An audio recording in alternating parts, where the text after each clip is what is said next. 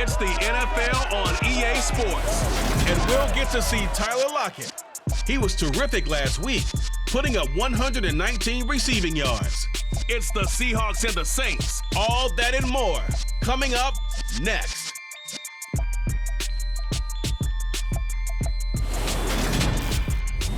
EA Sports coverage of the NFL has us in downtown New Orleans at the Caesars Superdome.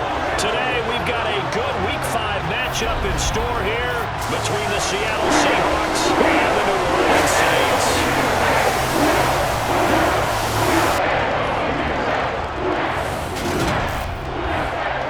Brandon Gordon alongside Charles Davis. As CD, you look at the Saints in this matchup. It's a relatively balanced offense. The next-gen stats kind of bear that out. What do you think they'll be looking to do in this one? I think it'll be exactly what you just talked about. They'll want to be balanced on offense, which means to them, they'll want everyone involved. See if they can get some one-on-ones in the passing game. Maybe identify some situation where they can swing the ball to the backs in space. Even find some spots where they just want to play some old-fashioned power football. As one of the most successful coaches in the league told us once, the definition of balanced offense, that means you can do what you want when you want to, not necessarily just running it 50% of the time and throwing it the same percentage.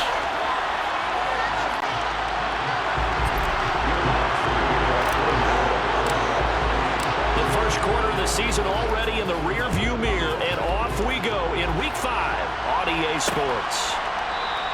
And he opts to not bring this one out. The first drive will start at the 25. As Seattle's offense comes onto the field, we'll see a 10-year veteran under center. Guy who broke into the league as a starter back in 2013, Geno Smith. Well, he did go 2-2 in the last ball game. Well, actually, he went 2-2-1, with the one being the victory. Yeah. That's the bottom line there. But wasn't it funny at practice? He threw one when we were watching, threw an interception, and the defense got on him a little bit, good-naturedly. But it letting him know, you got to cut down those interceptions. We can't bail you out all the time. Yeah, 2 touchdowns, 2 picks. But as you said, they got the win in that effort last week. And he's going to get a good gain of 9 here, up to the 34. A look at the numbers from Penny last week. Pretty good as he found himself in the end zone on 2 separate occasions. And those are the most important numbers, because no matter what you pile up prior to the goal line, getting in is all that matters. Putting those numbers up on the board, and they love them when they're 6s. The last run got 9. That leaves him with 2nd and a yard. Off of play action. Here's Smith. He's got his big tight end, Fant. 2 yards on the pickup, and that's all they needed to move the sticks. One of the toughest things about playing quarterback is staying in the pocket, all that going on around you, and not letting your eyes go down to where the pass rush is. Instead, keeping them downfield. And that time he did, and found his tight end for a first down. Penny, the first down carry. And he's going to be hemmed in and brought down right at the line of scrimmage. David Onyemata there on the tackle. 2nd and 10. Throwing is Smith. And that nearly an interception here on its opening drive, but he gets a reprieve. It's 3rd down. Throwing on 3rd down, Smith. And that's going to be incomplete. The contact there enough to jar that ball free, and it brings up 4th down. That's what you're going to need to do against those big receivers. You got to get in there and get physical with them. That time he got in close, got in tight, and knocked the ball away. On 4th down, ready to punt, Michael Dixon. Marquez Callaway deep for New Orleans.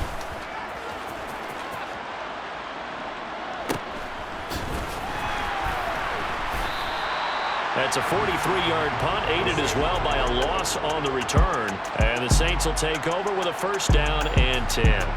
So out comes this offense to take over for the first time. They're led out by a 3-time Pro Bowler, owner of over 35,000 passing yards in 11 seasons, the veteran Andy Dalton.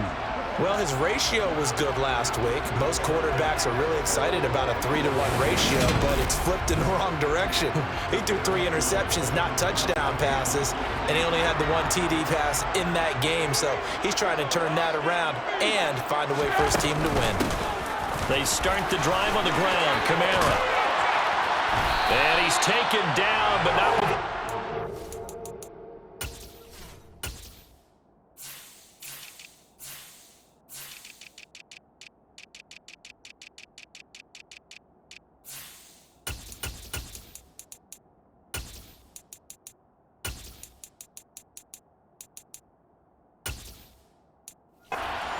across the 25-yard line. Well, there's plenty of real estate for him to maneuver on that run, and let's face it, it shouldn't be a surprise. He's one of the better backs in the league. Had to come into this game with the idea, slow him down, otherwise it's going to be a long afternoon. Now a pass dumped off to his running back. And he will lose yardage and be backed up to the 24. Not what they had in mind there. That's going to go as a loss of 4. Well, this defense for the Seahawks, they were terrific a week ago in that win over Detroit. And as in any game, takeaways are always a big key. They're always discussed on defense. There's an emphasis there, and they came away with 3 interceptions in that game. There's Chris Olave. And he'll be out of bounds across the 30-yard line. So the completion results there in 9 yards. And it brings up 3rd and 5 now. Passing, it's Dalton. They'll set up the screen now to Kamara. And I don't think he got there, no. He's short by maybe a foot, maybe. Call it 4th and inches. Boy, that was certainly well-read defensively. And the key to any screenplay is space to work, and there was none to be found there, and they tackle him for just a short gain.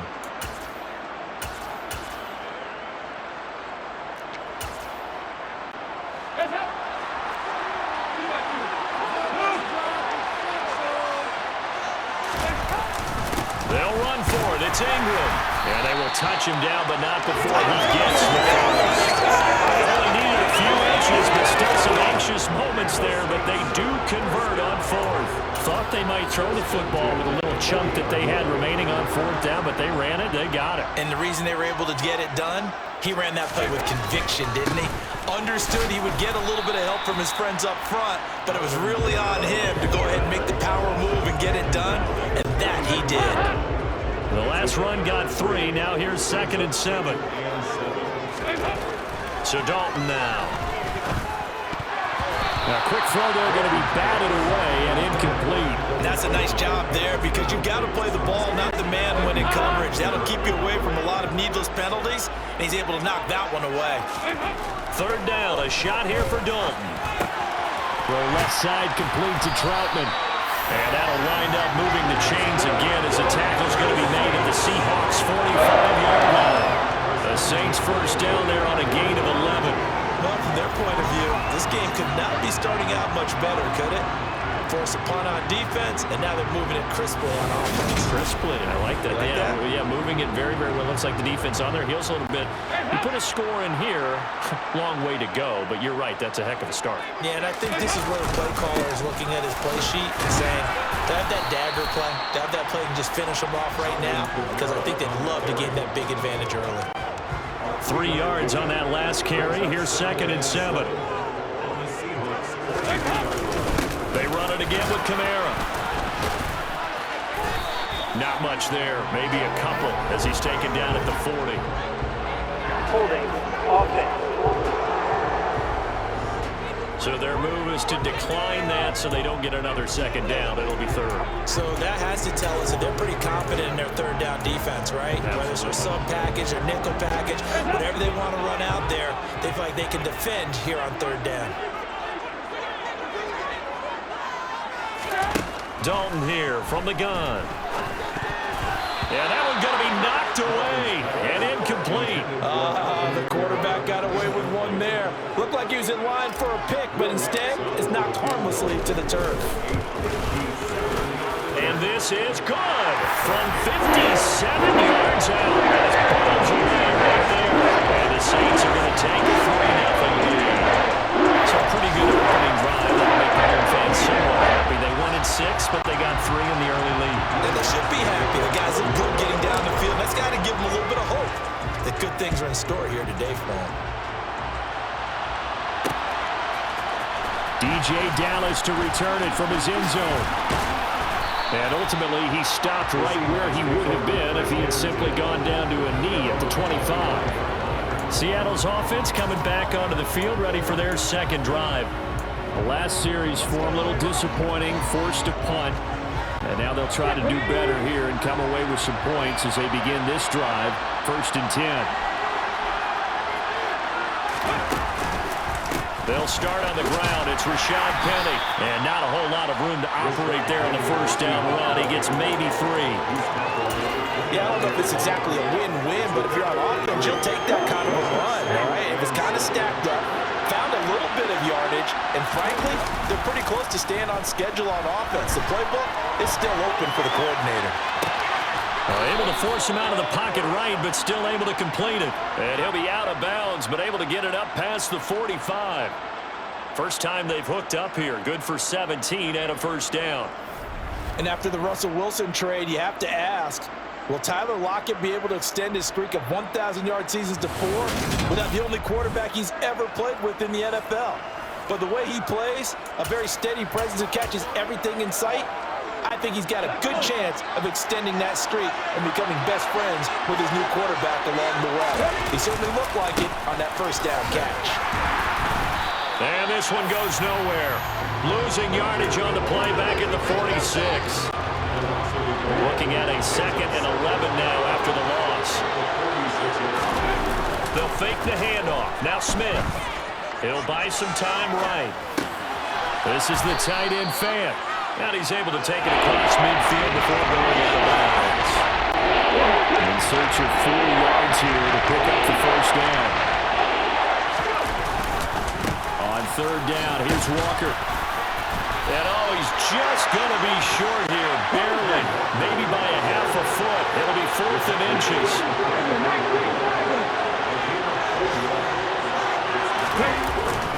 They'll run for it.